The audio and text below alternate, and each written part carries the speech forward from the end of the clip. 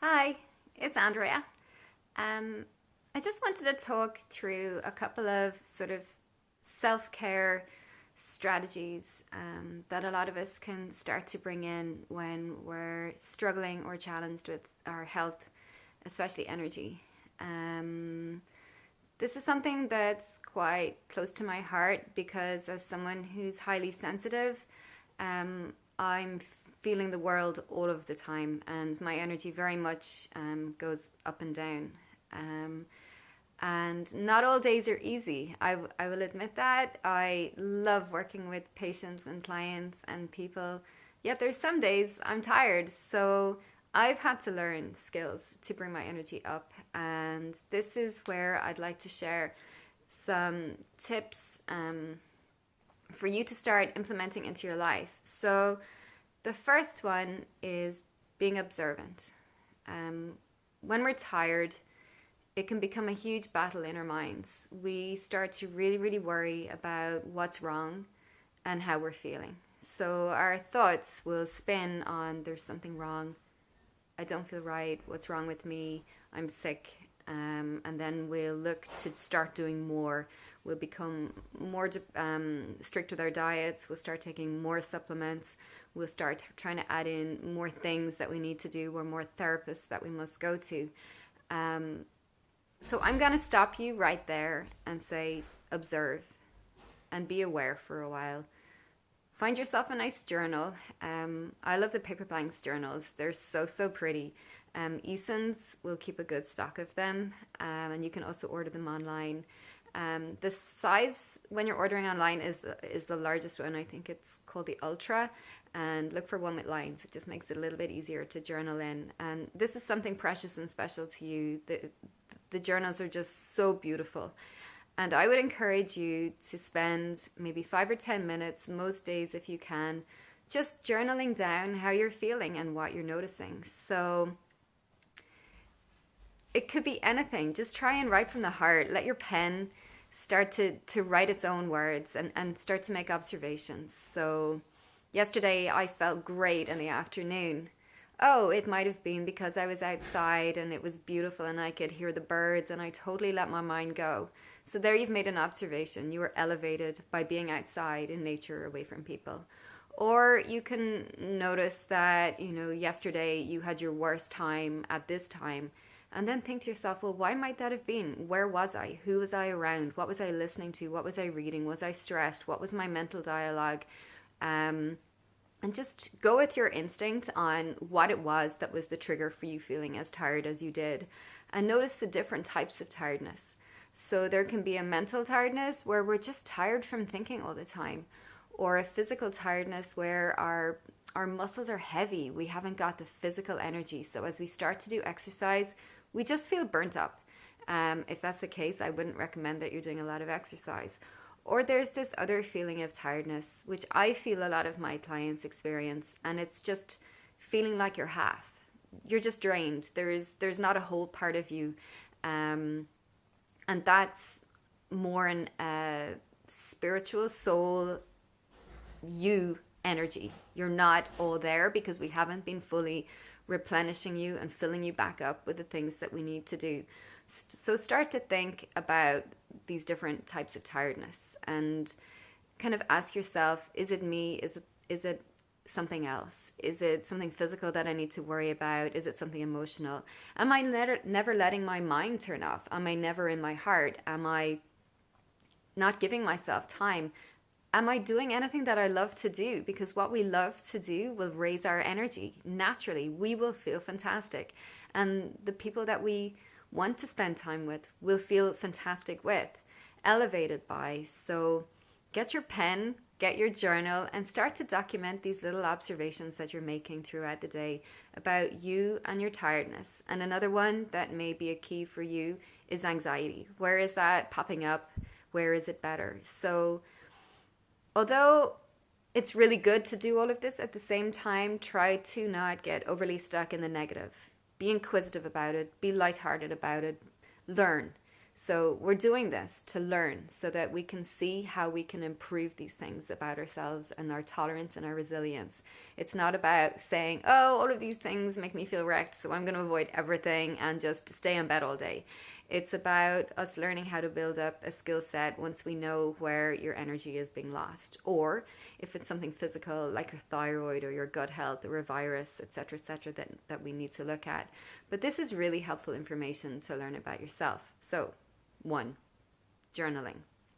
The second one, which links in, is spending some time to yourself every day. It could be 5 or 10 minutes. Now, this is challenging in our modern world.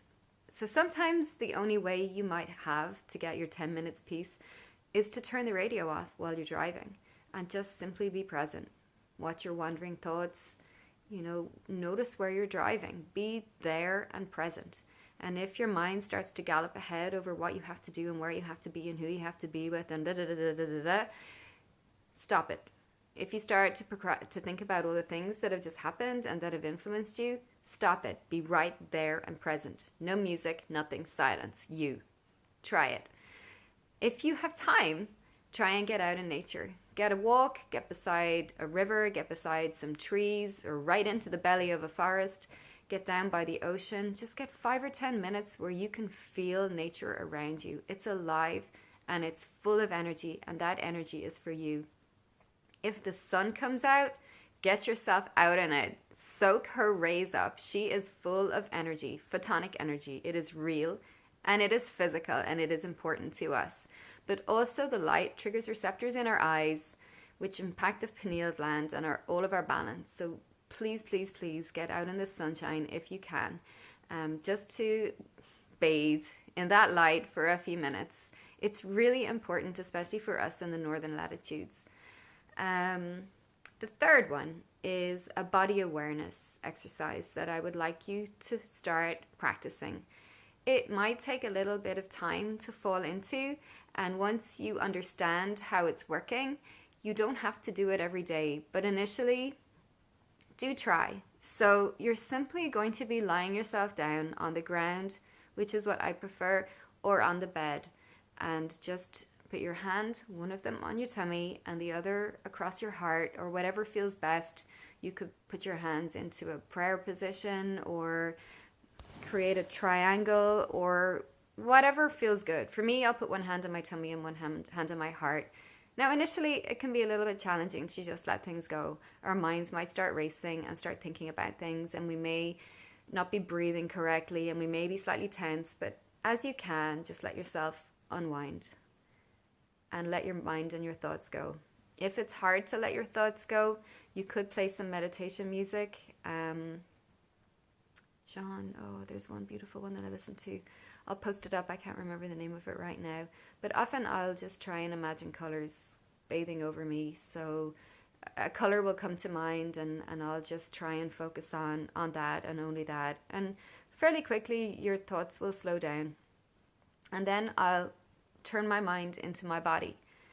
And I'll do this without thinking too much from my mind. It's almost like I'm thinking from my heart, taking an elevator from here down into my heart and thinking from my heart. But I'll just start to scan through my body. What do my toes feel like? What does my knee feel like? And sometimes my mind will allow me to work from the bottom the whole way up.